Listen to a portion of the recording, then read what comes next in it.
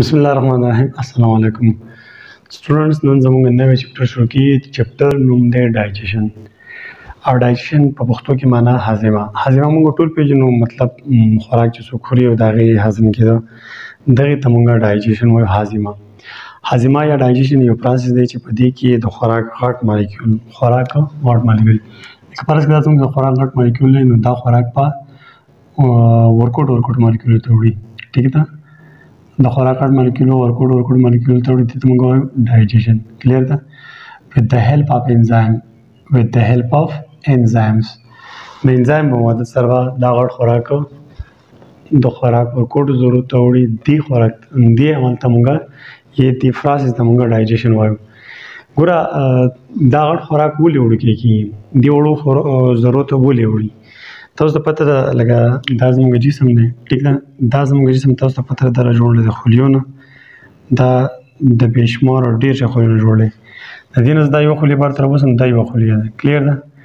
دا خلیه کې دا نیوکلیس او دا خلیه خپل مختلف کارونه کوي. دا یاد ساتئ چې په دنیا کې که هغه جاندار شی دی او که بېجانه شی دی، چې چېرته هم کار کېږي، د کار دپاره به انرژي پکار وي. څه شی به پکار وي؟ انرژي.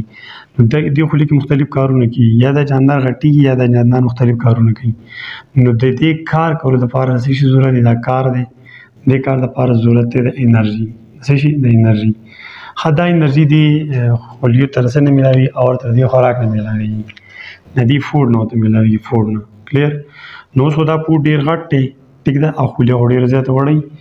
لکه فرض کړه زه د فروټ یا د غوښې یا د روټۍ یو غټ فوټۍ راواخلم او دلته دا خولي دلته په دې لاس باندې کېږدم. لکه فرض کړه دا خوراک یو حصه شوه، دا ماته دا خولي خو د دې لاس چې خولي دا نشي یوز کولی که نه.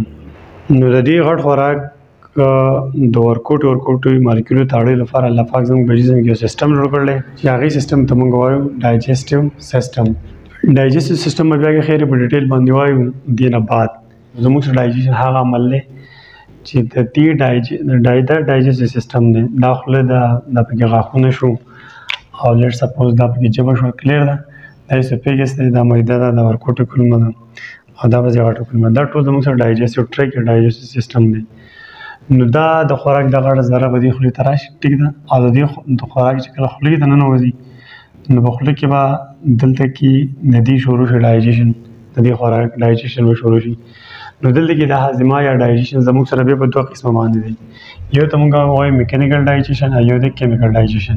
ګوره میکانیکل ډایجیشن دې ته ویل کېږي فرض کړه دا د خوراک پوټی دی، یو خوراک یو غټ مالیکول دی، نو چې ته په دې پسې چوړکۍ راوالي او لږ لږ دې کټکې نو ورکوټه شو، لږه غټه غوښه یو پیس دی او هلته ورکوټې کې.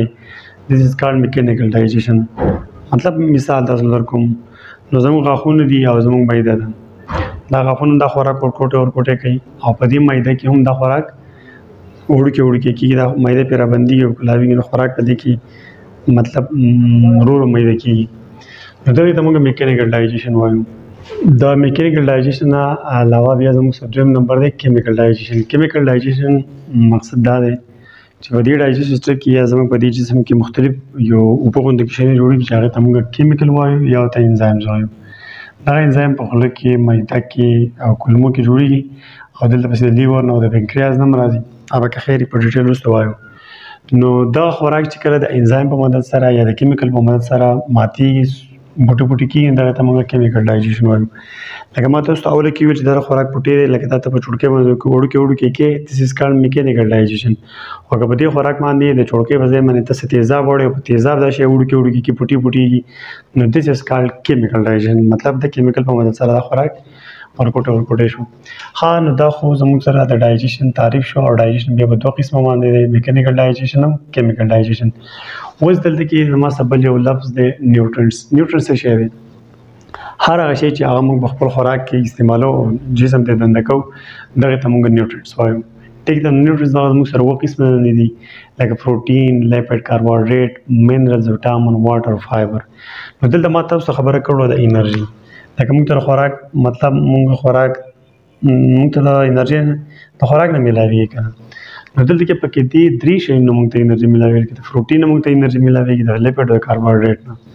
دا باقي چې کومه دا موږ له انرژي نه راکوي، خو بهرحال د دې هم خپل 100% ضروري کارونه دي جسم کې هغه به دا کوي. نو دا شی نه مواړه کول د کوم پروسس باندې چې دا وړه کېږي دې عمل ته موږ ډایجیشن وایو. او دا کوم څیز چې موږ دننه کوو خوري دغې ته موږ نیوټرنټس وایو. نو نیوټرنټس دغه ډفرنټ نیوټرنټس دي چې دغه زموږ جسم ته دننه ځي. دغه نیوټرنټس کېږي کیمیکل توړ پوړ یا میکانیکل توړ پوړ دې کېږي دغه عمل ته یا دغه پروسس ته موږ ډایجیشن وایو. نو زه امید کوم چې تاسو په دې چپټر په دې انټروډکشن باندې پوه شوي وي. انشاءالله بیا ملاقات کېږي په نوي ټاپک کې. تھینک یو. الله حافظ.